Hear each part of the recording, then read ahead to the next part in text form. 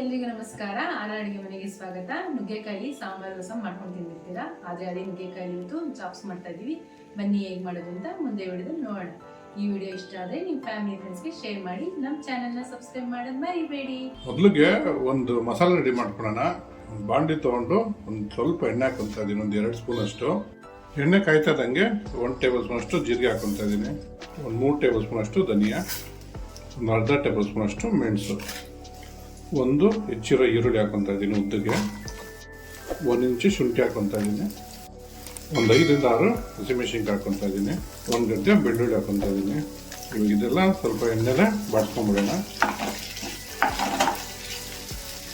ನೋಡಿ, ಈರುಳ್ಳಿ ಬಾಡ್ತದಂಗೆ 1 ಕೈ ಹಿಡಿಯಷ್ಟು ಪುದೀನ ಹಾಕೊತಾ ಇದ್ದೀನಿ, 1 ಕೈ ಹಿಡಿಯಷ್ಟು ಮೆಂತ್ಯ ಸೊಪ್ಪು ಹಾಕೊತಾ ಇದ್ದೀನಿ, ಒಂದು ಸ್ವಲ್ಪ ಕೊತ್ತಂಬರಿ. ಇದನ್ನೆಲ್ಲ ಇವಾಗ ಸ್ವಲ್ಪ ಒಗ್ಗರಣೆಲೆ ಬಾಡ್ಸ್ಕೊಂಡ್ಬಿಡೋಣ.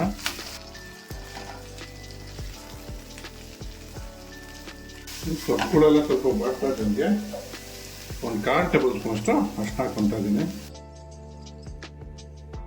ಈ ಸೊಪ್ಪುಗಳೆಲ್ಲ ಬಾಡ್ತದಂಗೆ ಒಂದು ಸ್ವಲ್ಪ ಉಪ್ಪು ಹಾಕೊತಾ ಇದ್ದೀನಿ, ಮತ್ತು ತುರಿದಿಕೊಂಡಿರೋ ತೆಂಗಿನಕಾಯಿ ಹಾಕೊತಾ ಇದ್ದೀನಿ. ಇದನ್ನು ಸ್ವಲ್ಪ ಒಗ್ಗರಣೆಯಲ್ಲಿ ಮಿಕ್ಸ್ ಮಾಡ್ಕೊಂಡ್ಬಿಡೋಣ. ಇವಾಗ ಇದಾಗಿದೆ, ಸ್ಟವ್ ಆಫ್ ಮಾಡ್ಕೊಂಬಿಡೋಣ. ಇದು ತಣ್ಣಗಾಗಿ ಬಿಟ್ಬಿಡೋಣ. ಇದನ್ನ ಇಡೀ ಉಳಿದಿಟ್ಕೊಂಡಿರೋ ಮಸಾಲೆ ಎಲ್ಲ ತಣ್ಣಗಾಗಿದೆ. ಇವಾಗ ಇದನ್ನ ಫೈನ್ ಪೇಸ್ಟ್ ಆಗಿ ರುಬ್ಕೊಂಡ್ಬಿಡೋಣ. ನೋಡಿ, ಈ ಥರ ಫೈನ್ ಪೇಸ್ಟ್ ಆಗಿ ರುಬ್ಕೋಬೇಕು. ಇವಾಗ ಮುಂದೆ ಏನು ಮಾಡೋದು ಅಂತ ನೋಡೋಣ ಬನ್ನಿ. ಕುಕ್ಕರ್ ತಗೊಂಡು ಎಣ್ಣೆ ಹಾಕೊತಾ ಇದ್ದೀನಿ, ಸ್ವಲ್ಪ ಒಗ್ಗರಣೆಗೆ.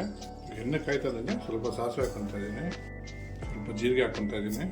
ಜೀರಿಗೆ ಸಾಸಿವೆ ಸಿಡಿತದಂಗೆ ಕರಿಬೇವು ಹಾಕೊತಾ ಇದ್ದೀನಿ, ಮತ್ತು ಕಟ್ ಮಾಡಿ ಇಟ್ಕೊಂಡಿರೋ ಈರುಳ್ಳಿ ಹಾಕೊತಾ ಇದ್ದೀನಿ. ಈರುಳ್ಳಿ ಸ್ವಲ್ಪ ಬಾಡ್ಸ್ಕೊಂಬೋಣ. ನಾನು ಕೊಬ್ಬರಿ ಎಣ್ಣೆ ಹಾಕೊಂಡಿದ್ದೀನಿ, ಅದಕ್ಕೆ ನಿಮಗೆ ನೊರೆ ಬಂದಿರೋ ಥರ ಕಾಣ್ತಾ ಇದೆ. ಇವಾಗ ಇದಕ್ಕೆ ಕಟ್ ಮಾಡಿ ಇಟ್ಕೊಂಡಿರೋ ನುಗ್ಗೆಕಾಯಿ ಹಾಕೊತಾ ಇದ್ದೀನಿ. ಒಗ್ಗರಣೆಯಲ್ಲೇ ನುಗ್ಗೆಕಾಯಿ ಎಲ್ಲ ಸ್ವಲ್ಪ ಮಾಡಬೇಕು. ಒಂದು 1/4 ಟೇಬಲ್ ಸ್ಪೂನ್ ಅಷ್ಟು ಅರಿಶಿನ ಸೇರಿಸ್ಕೊತಾ ಇದ್ದೀನಿ, ರುಚಿಗೆ ತಕ್ಕಷ್ಟು ಉಪ್ಪು ಹಾಕೊತಾ ಇದ್ದೀನಿ, ಸ್ವಲ್ಪ ಕಲ್ಲುಪ್ಪು. ಇವಾಗ ನುಗ್ಗೆಕಾಯಿ ಎಲ್ಲ ಸ್ವಲ್ಪ ಒಗ್ಗರಣೆಯಲ್ಲೇ ಸ್ವಲ್ಪ ಬಾಡ್ಸ್ಕೊಂಬೋಣ.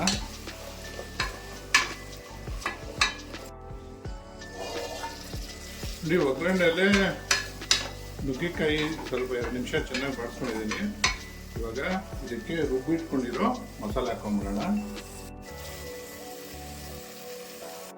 ಇವಾಗ ಇದಕ್ಕೆ ಸ್ವಲ್ಪ ನೀರು ಸೇರಿಸ್ಕೊತಾ ಇದ್ದೀನಿ, ಜಾರ್ ತೊಳ್ಕೊಂಡು. ನೋಡಿ, ಎಷ್ಟು ಕಲರ್ಫುಲ್ ಆಗಿದೆ. ಟೇಸ್ಟಲ್ಲೂ ಹಂಗೆ ತುಂಬ ಚೆನ್ನಾಗಿರುತ್ತೆ. ಇದಕ್ಕೆ 1 ಟೇಬಲ್ ಸ್ಪೂನ್ ಅಷ್ಟು ಧನಿಯಾ ಪೌಡರ್ ಹಾಕ್ಕೊತಾ ಇದ್ದೀನಿ. ಸರಿ, ಮಿಕ್ಸ್ ಮಾಡ್ಕೊಂಬಿಡೋಣ. ನೀವು ಗಟ್ಟಿ ಎಷ್ಟು ಬೇಕೋ ಅಷ್ಟು ಮಾಡ್ಕೊಬೋದು. ನೋಡಿ, ಈ ಥರ ಕುದಿಯೋಕ್ಕೆ ಸ್ಟಾರ್ಟ್ ಆದಮೇಲೆ ಕುಕ್ಕರ್ ಮುಚ್ಚಿಟ್ಬಿಟ್ಟು ಒಂದು 2 ವಿಜಿಲ್ ಕೂಗಿಸ್ಕೊಡೋಣ. ಈ ಕುಕ್ಕರ್ 2 ಸರಿ ಕೂಗಿಸ್ಕೊಂಡಿದ್ದೀನಿ. ಇವಾಗ ಸ್ಟವ್ ಆಫ್ ಮಾಡ್ಕೊಬಿಡೋಣ. ಇವಾಗ ಇದೊಂದಕ್ಕೆ ಒಂದು ಒಳ್ಳೆ ಒಗ್ಗರಣೆ ಹಾಕೋಣ ಬನ್ನಿ. ಒಗ್ಗರಣೆಗೆ ಒಂದು ಪ್ಯಾನ್ ತೊಗೊಂಡು ಸ್ವಲ್ಪ ಕೊಬ್ಬರಿ ಎಣ್ಣೆ ಹಾಕೊತಾ ಇದ್ದೀನಿ. ಒಂದು ಕೊಬ್ಬರಿ ಎಣ್ಣೆ ಯೂಸ್ ಮಾಡ್ತಾ ಇದ್ದೀನಿ. ನೀವು ಮನೇಲಿ ಯಾವ್ದು ಯೂಸ್ ಮಾಡ್ತಿರೋ ರೆಗ್ಯುಲರ್ ಆಗಿ ಅದನ್ನು ಯೂಸ್ ಮಾಡ್ಕೊಬೋದು. ನೋಡಿ, ಎಣ್ಣೆ ಕಾಯ್ತದಂಗೆ ಸ್ವಲ್ಪ ಕರಿಬೇವು ಹಾಕೊತಾ ಇದ್ದೀನಿ, ಸ್ವಲ್ಪ ಬೆಳ್ಳುಳ್ಳಿ, ಕಟ್ ಮಾಡಿ ಇಟ್ಕೊಂಡಿರೋ ಈರುಳ್ಳಿ ಹಾಕೊತಾ ಇದ್ದೀನಿ. ಒಂದು 2 ನಿಮಿಷ ಇದನ್ನು ಬಾಡ್ಸ್ಕೊಂಬೋಣ. ನೋಡಿ, ಈರುಳ್ಳಿ ಬಾಡ್ತದಂಗೆ ಕಟ್ ಮಾಡಿ ಇಟ್ಕೊಂಡಿರೋ ಕ್ಯಾಪ್ಸಿಕಮ್ ಹಾಕೊತಾ ಇದ್ದೀನಿ. ಇದನ್ನು ಸ್ವಲ್ಪ ಕ್ರಂಚ್ ಆಗೋವರೆಗೂ ಬಾಡ್ಸ್ಕೊಂಬಿಡೋಣ. ಹಿಂಗೆಲ್ಲೇ ಇದಕ್ಕೊಂದು ಅರ್ಧ ಟೇಬಲ್ ಸ್ಪೂನ್ ಅಷ್ಟು ಕಾಶ್ಮೀರಿ ಚಿಲ್ಲಿ ಪೌಡರ್ ಹಾಕೊತಾ ಇದ್ದೀನಿ. ಒಗ್ಗರಣೆಲ್ಲೇ ಮಿಕ್ಸ್ ಮಾಡ್ಕೊಂಬಿಡೋಣ. ಈ ಒಗ್ಗರಣೆ ಎಲ್ಲ ಚೆನ್ನಾಗಿ ಬಾಡಿದೆ. ಇವಾಗ ಸ್ಟವ್ ಆಫ್ ಮಾಡ್ಕೊಂಬಿಡೋಣ. ಪ್ರೆಷರ್ ಇಳಿದಿದೆ, ಹಿಂಗಾಗಿದೆ ನೋಡೋಣ. ಹೌದು, ನೋಡಿ, ಸೂಪರಾಗಿ ಆಗಿದೆ. ನೋಡಿ, ಇವಾಗ ಇದು ಒಗ್ಗರಣೆ ಮಾಡಿ ಇಟ್ಕೊಂಡಿದ್ದಲ್ಲ ಅದನ್ನು ಇದಕ್ಕೆ ಹಾಕೊಂಬಿಡೋಣ. ಇದೊಂದ್ಸರಿ ಮಿಕ್ಸ್ ಮಾಡ್ಕೊಂಬಿಡೋಣ. ಇದಕ್ಕೆ ನುಗ್ಗೆಕಾಯಿ ಎಲ್ಲ ಚೆನ್ನಾಗಿ ಬೆಂದಿದೆ. ಇವಾಗ ನಮ್ಮ ನುಗ್ಗೆಕಾಯಿ ಚಾಪ್ಸು ರೆಡಿಯಾಗಿದೆ ತಿನ್ನೋದಕ್ಕೆ. ನುಗ್ಗೆಕಾಯಿ ಚಾಪ್ಸ್ ರೆಡಿಯಾಗಿದೆ.